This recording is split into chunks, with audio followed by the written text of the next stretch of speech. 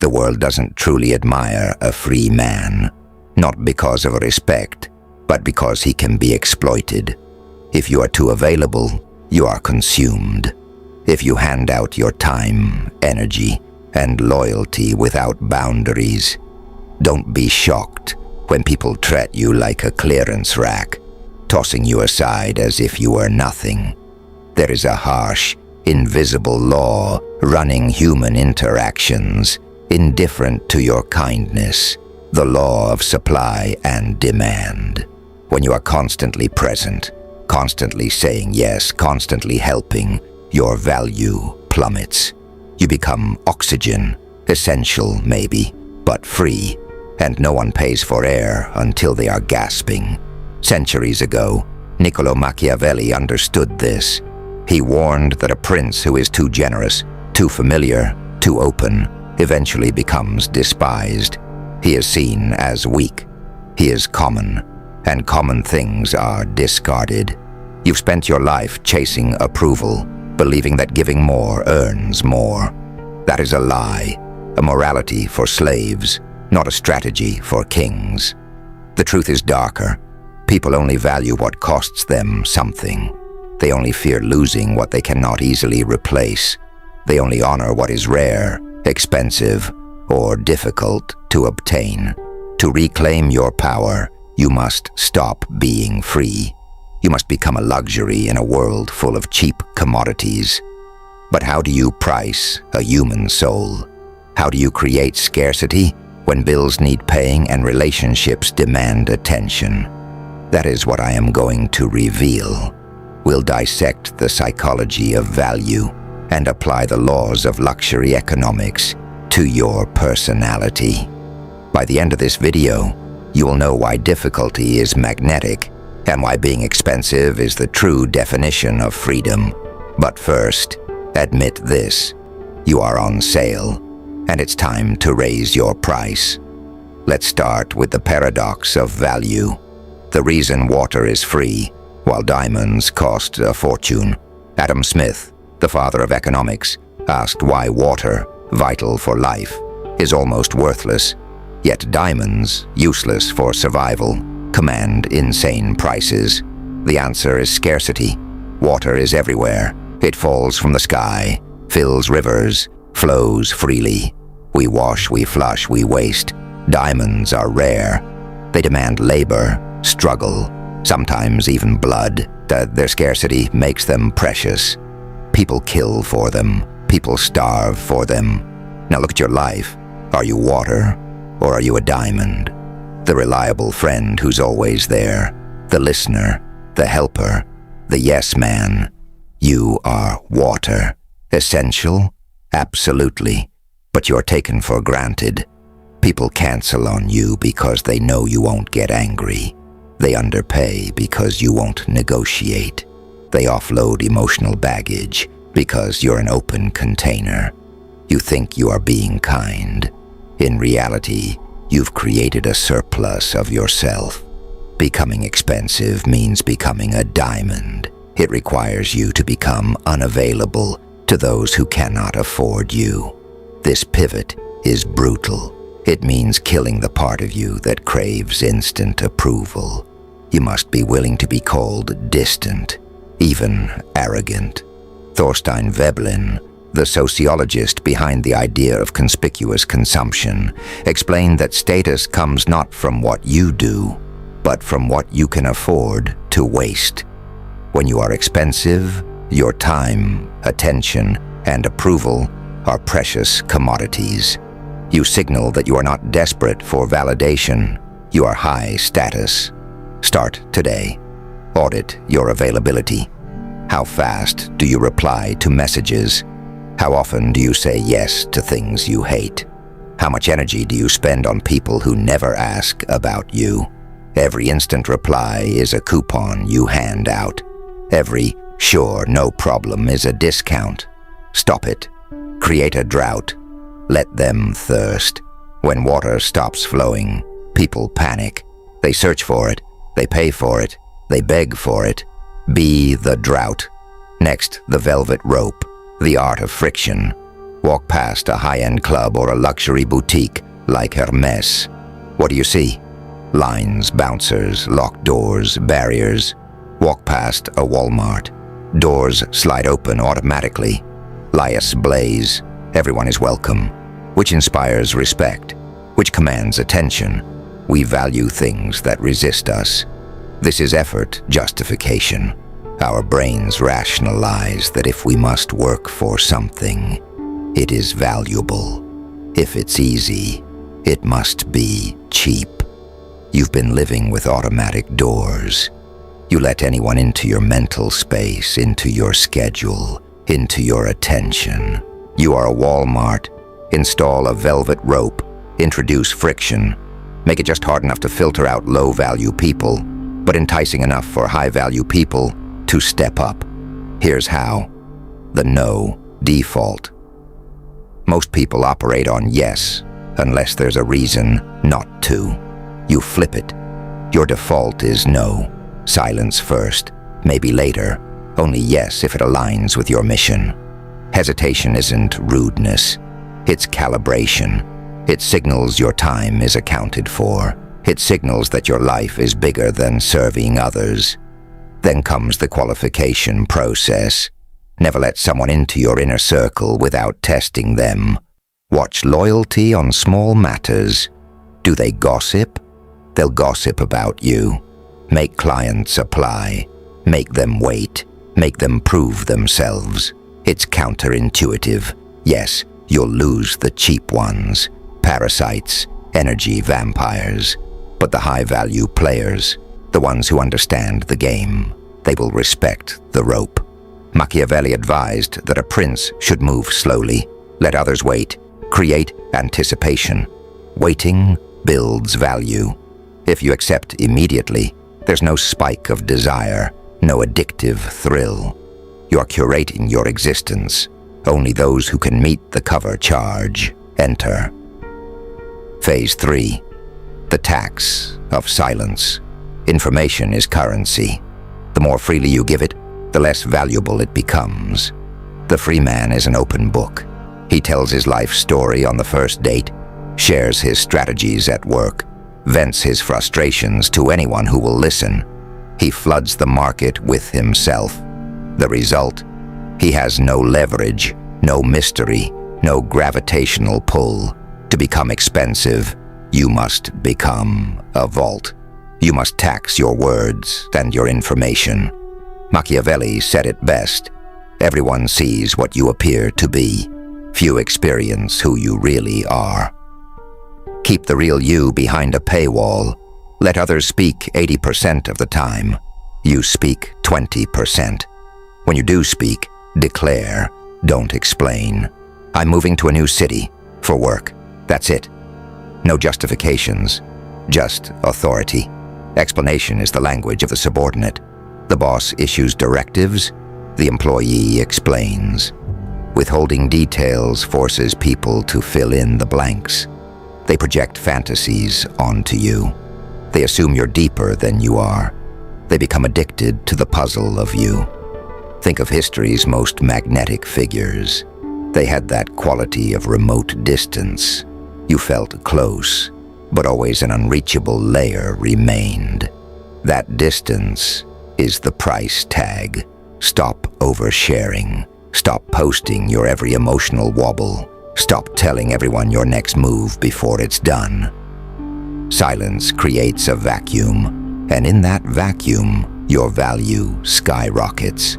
People lean in, seek your opinion. When you speak rarely, the room listens.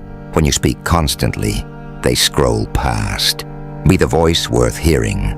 Phase 4, emotional stoicism. Your time and attention are precious, but the most expensive currency you hold is your reaction. Low-value people are reactive.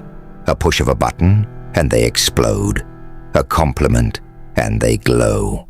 They are vending machines for emotion, slaves to external chaos. To be expensive is to be unshakable. It's what the Stoics called apatheia. Not apathy, but freedom from being enslaved by events outside you. Why is this so valuable? Because emotional control requires supreme energy. To override your lizard brain when insulted, to suppress the urge to lash out, to remain calm in chaos. That is mastery. When someone seeks a reaction from you, they are asking for a transaction. Deny them. Leave them holding their own toxicity. In negotiations, the calm man is always the prize. The frantic man shows need, desperation. The disciplined man commands the deal. Machiavelli knew, losing your temper is losing authority. Emotions are gold. Protect them. Phase 5. The absence of necessity. The ultimate luxury is that you don't need anything or anyone to validate your existence. Ferraris don't advertise desperation. They sit in showrooms retaining value because they are rare and indifferent. The free man begs, pleads, worries. He nods the job, the girl, the approval. The expensive man walks away because he knows his worth isn't tied to anyone else. Chris Voss, in Never Split the Difference, teaches that neediness kills negotiation. The second someone senses that you must have the deal, your value collapses. You must cultivate independence, financial, emotional, social, diversify your power, build rare skills, expand your network, strengthen your mind. When you can walk away from any table, any deal, any relationship and still be whole, you become dangerous. You no longer negotiate, you dictate terms. This is my price. Meet it, or I walk. And you must mean it. The expensive man doesn't compromise his standards because he isn't afraid of being alone. He leaves bad relationships, quits low-paying jobs, declines unfair deals. Neediness is cheap. Autonomy is priceless. Phase 6. The Machiavellian pivot. Absence increases honor. Power moves in pulses, not in a constant stream. The free man is a flat line. Predictable, boring, always present. The expensive man is a heartbeat. Here, gone, fleeting, captivating. The 48 Laws of Power calls it Law 16. Use absence to increase respect and honor. Once your value is recognized, withdraw strategically. Why? Human imagination is more powerful than reality. Presence exposes flaws. Absence turns you into a myth, an ideal. People begin to fill the silence with fantasies about you. They imagine your accomplishments, your social life, your importance. You are now a concept, flawless and desirable. This requires nerves of steel. Insecurity will scream, "What if they forget me? What if they find someone else?" Let them. If they do, you weren't a diamond. You were a placeholder. Usually they chase. Think of the artist who vanishes for a year, working silently. When the album drops, the world stops. Think of the worker who never takes overtime, avoids gossip, and leaves promptly at 5 p.m. When they speak, the room listens. They're not part of the noise. They are the signal. Use this strategically. Pull back from people who have taken your availability for granted. Not in anger, but purpose. Obsess over projects. Let messages sit. Reclaim your weekends. You aren't playing games. You're recalibrating the exchange rate of your presence. A star always in the sky is ignored. A comet that appears once every century is an event. Be the comet. Phase 7. Zero tolerance for mediocrity. The free man compromises, settles, splits the difference. He fears losing the deal, so he accepts less than he deserves. To be expensive, you refuse to compromise on your core standards. Steve Jobs was famously difficult. He demanded perfection in circuits no one would ever see. People grumbled, they endured, they obeyed, they respected.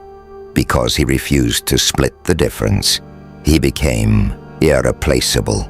Excellence is magnetic. Garbage is contagious.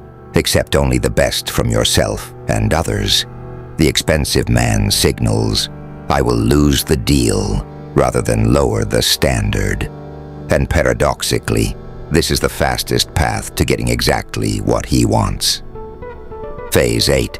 The luxury identity, destroying the bargain hunter within. Every one of us has that voice whispering, "Take the safe path, don't rock the boat, be grateful for scraps." That voice wants survival, not excellence. It wants safety, not dominance. To become expensive, you must silence that inner bargain hunter. You must ask not, "Can I get this?" but, "Is this worthy of me?" The free man walks into a room hoping people like him. The expensive man walks in assessing if he likes them. The dynamic flips. You are the selector, not the selected. This isn't arrogance, it's alignment. A puzzle piece isn't superior to the others. It just fits differently. If it doesn't fit, it doesn't force itself. When you stop bending to cheap slots, you discover the expensive ones. Adopting this mindset requires selective honesty. Machiavelli said honesty can be a weapon. The free man lies to smooth things over. It's fine when it isn't. The expensive man uses blunt truth to cut through noise. I don't like this. I expect better. Rare, shocking, valuable. In a world drowning in politeness and flattery, truth is magnetic. People trust you because they know you are not manipulating them. You become the concilier, the trusted advisor, and in any room, the concilier is always the highest paid, the most respected. Phase 9, the ultimate cost, facing the void. To be expensive, you must walk alone. You must be willing to be misunderstood. The herd moves together. They are free in numbers, but chained in conformity. The tiger walks solo, and the tiger is expensive. When you start applying these laws, some will call you selfish, others changed, and some will walk away. Let them. This is the sifting process. Sand falls, leaving gold behind. The free man clings to the sand, terrified of empty hands. The expensive man understands that empty hands are ready to hold gold. The void is uncomfortable, yes, and wears quiet, lonely, but in that space, you build your empire. Reputation is a fortress, stone by stone, silence by silence. Once built, it stands for life. People hear about you before they met you. They know you're not easy, not cheap, but worth every effort. You're not here to be liked by everyone. You are here to be valued by the few who matter, to be the prize, to be the investment that pays dividends. The world is a marketplace. Stop giving away samples. Set your price, demand respect, and never lower your value. Phase 10. Internal systems upgrade. Conspicuous consumption isn't just luxury watches. It's about consuming high-value habits. You cannot be expensive externally if you are cheap internally. What you feed yourself, how you move, how you think, these signal your internal worth. Eat poorly, sleep poorly, consume mindless content, and you depreciate your own asset.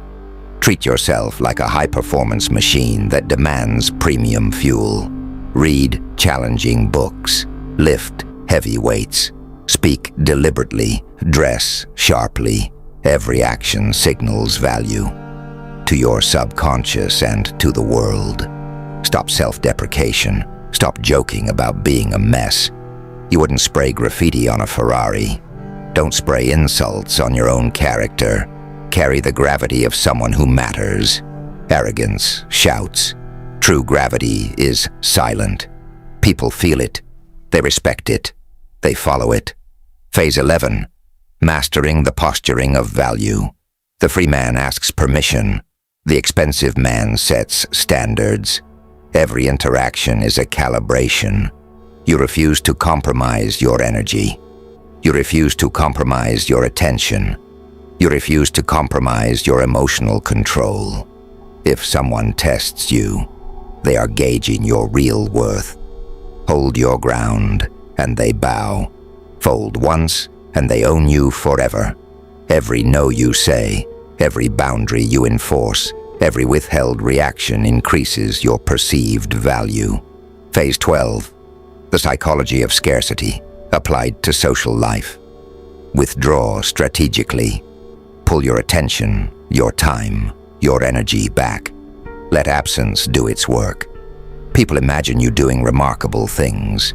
They fill silence with admiration. They chase you. They project importance onto you.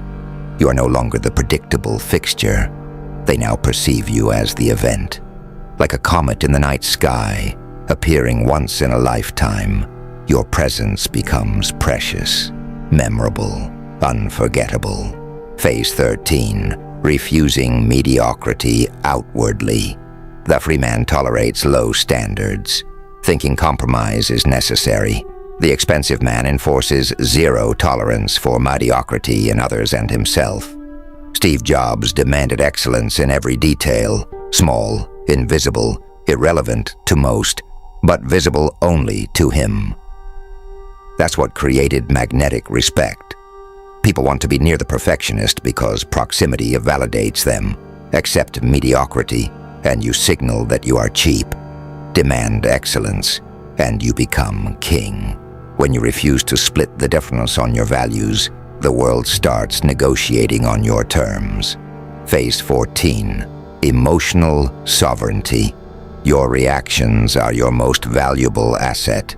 The cheap man is reactive, tossed by insults, flattery, or misfortune. The expensive man is unshakable. He does not explode, does not plead, does not beg for attention. He masters himself before mastering anything else. To control your emotions is to own the room, the deal, the interaction. Your calm is your price tag. When others provoke you and you remain unmoved, you signal that your approval is not for sale. They are left holding their own chaos, while you remain the prize. Imagine two negotiators. One is sweating, talking fast, desperate to close. The other leans back, calm, observing, silent. Who holds the power? The latter. This is emotional leverage. The moment you stop needing validation, you become priceless.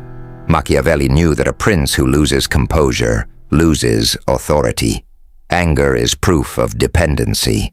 Emotional self-control is currency, rare, expensive, magnetic.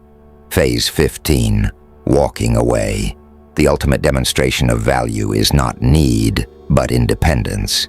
The free man clings, afraid to be alone, afraid to lose. The expensive man walks away because he knows solitude is richer than bad company. Neediness kills negotiating power. Independence creates it.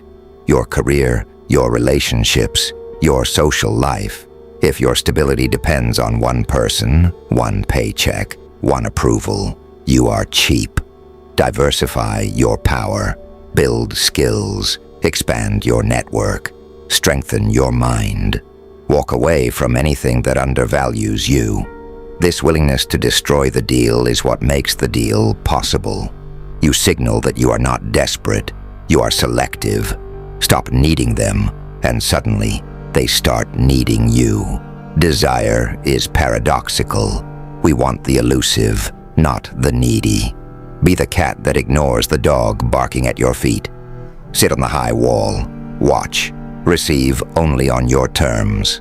Phase 16. The internal mechanics. Time, attention, words, emotional control. These are all tactics, but tactics fail if your core is hollow. You cannot fake being expensive indefinitely. To be the prize, you must alter the fundamental structure of your self-belief. The last trap that keeps you cheap is fairness. You expect rewards for effort, for loyalty, for kindness. Machiavelli laughs. The world is not fair. It's a marketplace. The price is rising. Are you ready to pay for it? Phase 17. The Machiavellian pivot. Absence amplifies honor. Power is rhythmic, not steady. The free man is flat, always present, predictable. The expensive man is a pulse. Here, then gone. Engaging, then withdrawing. Absence creates intrigue. People imagine your life, your work, your influence. When you vanish, you become an ideal. Withdrawal is strategic. Let insecurity scream. Let the world speculate. Most will chase. The ones who leave weren't diamonds. They were placeholders. Phase 18. Never splitting the difference. Intolerance for mediocrity is expensive. The free man compromises. He accepts $75 when he wanted $100. He tolerates half loyalty, partial effort, mediocre results. The expensive man has zero tolerance for mediocrity. He raises standards for himself and others. Excellence becomes magnetic. He enforces boundaries, refuses shortcuts, refuses excuses. He attracts only the high value, those who respect the line he draws. Paradoxically, the willingness to lose the deal is what ensures he usually gets exactly what he wants. Phase 19. Conspicuous internal consumption. To be expensive externally, you must be expensive internally. Eat well, sleep well, train your mind and body, consume knowledge, cultivate discipline. Treat yourself like a rare asset. Speak deliberately, dress sharply. Carry yourself with gravity, not arrogance. Arrogance shouts, silent gravity pulls.